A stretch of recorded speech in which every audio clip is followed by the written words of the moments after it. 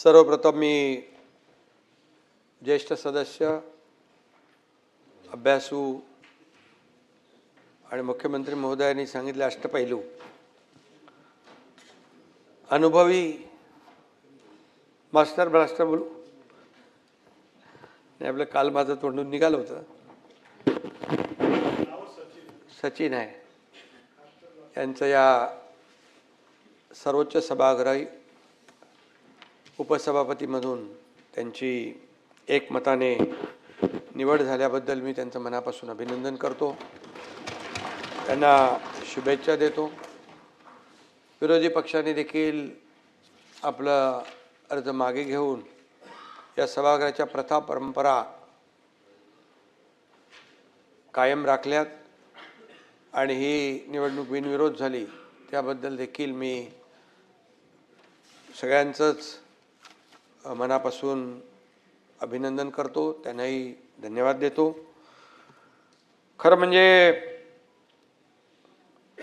प्रत्येकाच्या एक काम करण्याच्या पद्धती असतात,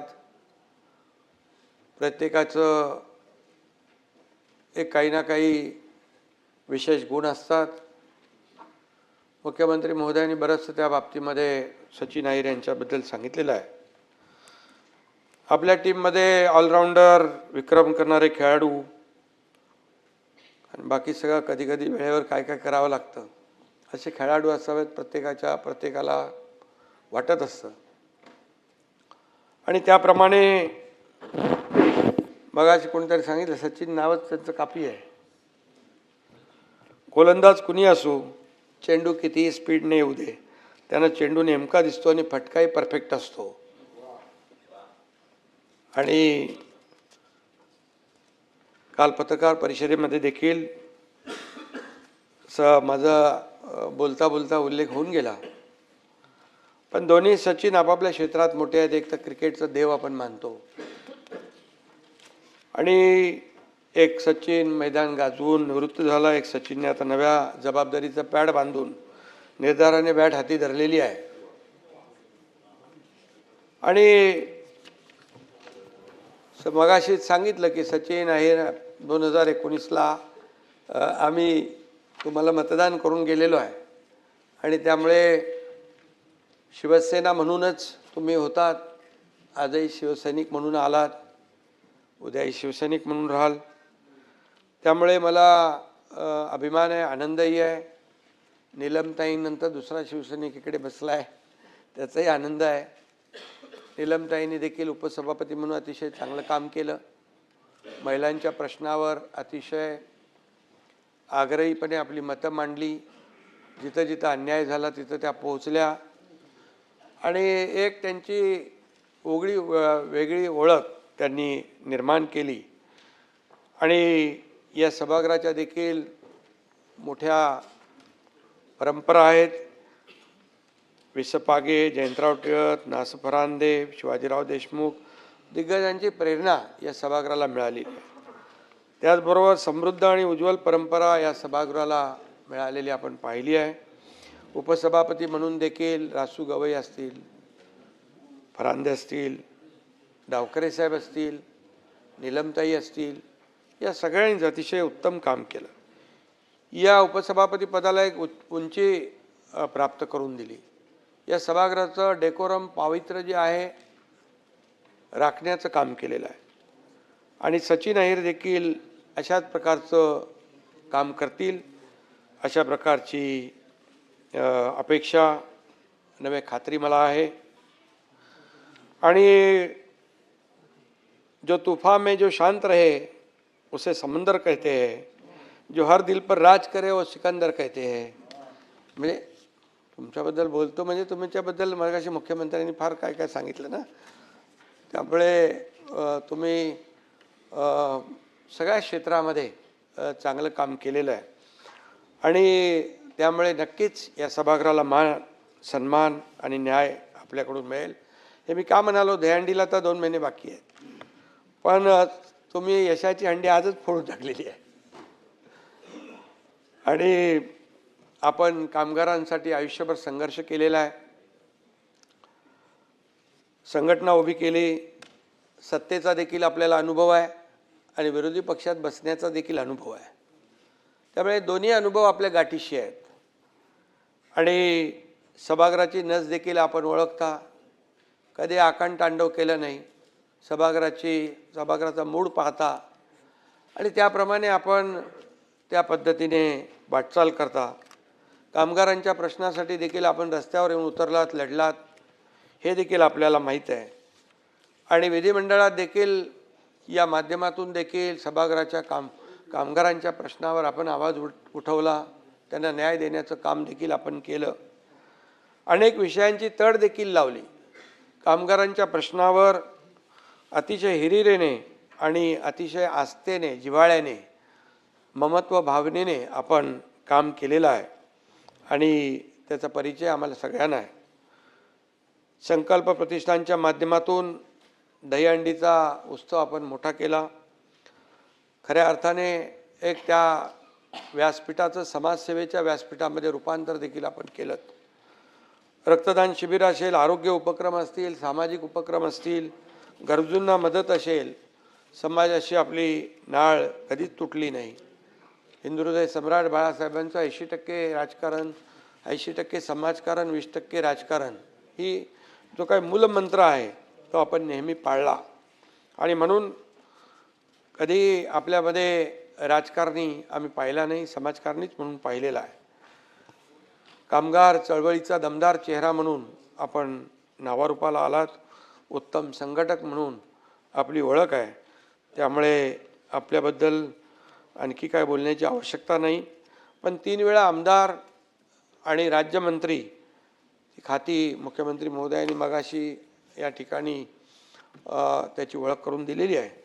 आणि यापेक्षाही हजारो कामगारांची त्यांची जोडलेली नाळ जी आहे, त्यांची ही कार्यपद्धती, वेगळेपणा महाराष्ट्राने पाहिलेला आहे. खरं म्हणजे आपल्याकडे पाहिल्यानंतर एक गोष्ट प्रकर्षाने जाणवते. अतिशय कष्ट, जिद्द आणि मेहनत आणि एक डेडिकेशन आणि डिवोशननी आपण काम केलेलं आहे. त्यामुळे कुठल्याही मोठमोठ्या पदांवर गेलात तरीसुद्धा आपली नाळ काही सर्वसामान्यांची सुटली नाही. आणि म्हणून कामगारांसाठी झटणारा कार्यकर्ता म्हणून आपण सुरू केलेला प्रवास आज एका अतिशय अत्यंत प्रतिष्ठेचा अशा पदापर्यंत येऊन पोहोचलेला आहे. राष्ट्रीय मिल मजदूर संघ असो, महाराष्ट्र राज्य राष्ट्रीय कामगार संघ असो, माझगाव डॉक असो, महिंद्रा अँड महिंद्रासारखे मोठे उद्योग असो, कामगारांच्या न्याय हक्कासाठी आपण सातत्याने लढा दिलेला आहे. वेतनवाढीचे करार आपण चांगले घडवून आणलेले आहेत. कामगारांचा विश्वास संपादन केलेला आहे. म्हणूनच गिरणगावामध्ये आपल्याला नेता म्हणून त्या लोकांनी स्वीकारलं. हे काय आपोआप घडत नाही. याला मेहनत करावी लागते, कष्ट करावे लागतात. लोकांच्या सुखदुःखामध्ये धावून जावं लागतं. त्यांच्या व्यथावेदना ऐकून घ्याव्या लागतात. तेव्हाच खऱ्या अर्थाने लोक आपल्याला जवळ करतात. आणि म्हणून प्रसंगी आपल्या वैयक्तिक इच्छा आकांक्षा देखील आपल्याला दूर ठेवाव्या लागतात. परिवार एक समाज म्हणून, आपला परिवार म्हणून आपल्याला समजावं लागतं. आणि म्हणूनच ते आपण केलेलं आहे. आणि म्हणून ज्या खुर्चीवर आज आपण विराजमान होत आहे त्याच्या कामाचं संचित, त्यांच्या निस्वार्थी राजकारणाचं संचित आहे. आणि खऱ्या अर्थाने आपल्या माणसाचा सन्मान झाला या भावनेने आज मुंबईमध्ये देखील खूप आनंद आहे सगळ्यांमध्ये. आणि म्हणून मी आपल्याला पुन्हा एकदा या ठिकाणी शुभेच्छा देतो. आणि अतिशय मुद्देसूद आपण जेव्हा बोललात तेव्हा मुद्देसूद मांडणी केलीत. त्या प्रश्नाला समोरून उत्तर मिळवून घेण्याचा प्रयत्न केलात. ज्यावेळेस आपण उत्तरदायी होतात त्यावेळेस समोरच्या लोकांना प्रश्नाला न्याय देण्याचं देखील आपण काम केलं. आणि म्हणून कुणाचाही अपमान न करता, कुणाचाही उपमर्द होऊ नये, कुणाच्याही मनाला वाईट वाटू नये, ही भावना आपण कायम मनामध्ये ठेवलेली आहे. आणि म्हणूनच सभागृहाने देखील आपल्याला नेहमी गांभीर्याने घेतलं, हे आम्ही देखील पाहिलेलं आहे. परवा बेस्टच्या बैठकीमध्ये देखील आपण अतिशय पोटतिडकीने काही प्रश्न मुद्दे मांडले. आणि त्यामुळे खऱ्या अर्थाने जेव्हा आपण मुद्देसूद मांडणी करतो, जे होणार आहे, जे होऊ शकतं, त्याच्यावर आपण चर्चा केली तर नक्की त्यातून रिझल्ट जे आहेत ते पॉझिटिव्ह असतात. आणि म्हणून मी खऱ्या अर्थाने आपल्याला पुन्हा एकदा मनापासून शुभेच्छा देतो. या खुर्चीवर बसल्यावर पक्षापेक्षा नियम मोठे असतात, भावनेपेक्षा परंपरा मोठी असते आणि आवाजापेक्षा संयम मोठा असतो, मोठा लागतो. आणि म्हणून सत्ताधारी सदस्यांना देखील हे नियम लागू आहेत आणि म्हणून विरोधी पक्षालाही न्याय मिळाला पाहिजे हे भान देखील आपल्याला ठेवावं लागतं. आणि म्हणून या उपसभापती पदाच्या खुर्चीवरून पक्ष नाही तर भारतरत्न महामानव डॉक्टर बाबासाहेब आंबेडकर यांचं संविधान दिसलं पाहिजे, न्यायाची बाजू घेण्याचा आग्रह दिसला पाहिजे, हीच आपल्या सगळ्यांची अपेक्षा आहे. आणि म्हणून हे विधान परिषदेत ज्येष्ठांचं सभागृह आहे. इथे विवेक मोठा पाहिजे, अभ्यास मोठा पाहिजे, सर्वात महत्त्वाचं म्हणजे हेतू शुद्ध असला पाहिजे. तो विवेक, तो संयम, तो शुद्ध हेतू सचिन भाऊंकडे आहे असा विश्वास या ठिकाणी मी व्यक्त करतो आणि त्यांना पुन्हा एकदा या पदाला न्याय देतील असं मी खात्री बाळगतो. आणि मी आज काय राजकीय बोलू इच्छित नाही आहे. आणि या ठिकाणी आपण आपलं प्रामाणिकपणे काम करत राहा, लोकांना न्याय देत राहा. या सभागृहातल्या प्रत्येकाला वाटलं पाहिजे सभापती आहेत इकडे आणि तेही सगळ्यांना न्याय देत असतात. हां हां, मग त्यांचं नावातच राम आहे आणि शिंदे पण आहेत, तर मी कोणावर अन्याय करत नाही. आणि म्हणून मी आपल्याला या सर्व सत्ता आणि विरोधक यांच्या समतोल राखत संसदीय परंपराचा सन्मान करत ते काम करतील असा विश्वास या ठिकाणी व्यक्त करतो. शिवसेना परिवारातला एक सदस्य आज घटनात्मक जबाबदारी स्वीकारत आहे याचं मनोमन समाधान आहे. आणि या ठिकाणी मुख्यमंत्री महोदयांचं देखील मी मनापासून अभिनंदन करतो. मुख्यमंत्री महोदयांनी सांगून टाकलेलं आहे की याचं सर्व प्रश्नांची उत्तरं मी अगोदरच दिलेली आहेत नीलमताईंच्या बरोबर, कारण ते स्वतः निष्णात वकील आहेत. त्यामुळे दुसरा प्रश्न समोर येण्याचं काही शक्यता आणि काही शंका कुशंका बाळगण्याची आवश्यकता नाही. मुख्यमंत्री महोदय म्हणून या ठिकाणी आपण राज्य पुढे नेतोय. 2.5 वर्षाची कारकीर्द माझी पाहिली, आम्ही टीम म्हणून काम केलं. देवेंद्रजी आता मुख्यमंत्री म्हणून काम करतायत. महाराष्ट्र आपला पुढे जातोय. महाराष्ट्र देशामध्ये नंबर 1चं राज्य म्हणून आपल्याला पुढे न्यायचं आहे. महाराष्ट्राचा विकास करायचा आहे आणि म्हणून जे महाराष्ट्रातलं पायाभूत सुविधा असतील, मग आपलं विकास असेल, मूलभूत सोयीसुविधा असतील, अगदी योजना असतील, वेलफेअर लाडक्या बहीण योजनांसारखे या महाराष्ट्र आपण पुढे नेतोय. त्यामुळे विरोधी पक्षांनी देखील यामध्ये सातत्याने सत्ताधारींच्या हातात हात घालून काम करावं.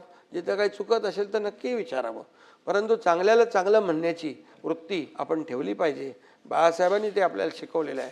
आणि म्हणूनच मी पुन्हा एकदा हे महाराष्ट्र जे आहे आपलं पुढं ज्या गतीने जात आहे, आदरणीय मोदी साहेबांच्या मदतीने डबल इंजिनचं सरकार मुख्यमंत्र्यांच्या नेतृत्वाखाली आम्ही पुढे नेतोय. त्यामध्ये नक्कीच विरोधी पक्षाची संख्या कमी असली तरीसुद्धा तुमचा मान सन्मान आम्ही नक्की राखणार, याबद्दल बिलकुल शंका बाळगू नका. आणि आता तर सचिन अहिर इथे उपसभापती म्हणून बसतीलच आणि म्हणून तेही आपल्याला न्याय देतील. रामभाऊ तर आहेतच. आणि म्हणून पुन्हा एकदा मी मनापासून आपल्याला खूप खूप शुभेच्छा देतो. आणि सचिन अहिर यांच्यासाठी 2 ओळी मी सांगतो. उड़ान वाली चिड़ियों को कहाँ मालूम होता है, उड़ान वाली चिड़ियों को कहाँ मालूम होता है कि जमीन से जुड़े रहने का मजा क्या होता है. जो आसमान छूकर भी अपनी जमीन नहीं भूलते, जो आसमान छूकर भी अपनी जमीन नहीं भूलते, जनता के दिलों पर राज बस वही करते. आकाशाला गवसणी घातल्यानंतर पण मग सचिन अहिरांचे पाय जमिनीत घट्ट रोवून त्यांनी ठेवलेले आहेत. त्याबद्दल त्यांचं मनापासून कौतुक करतो, अभिनंदन करतो, धन्यवाद देतो आणि चांगली परंपरा पुढे न्याल अशा शुभेच्छा देतो.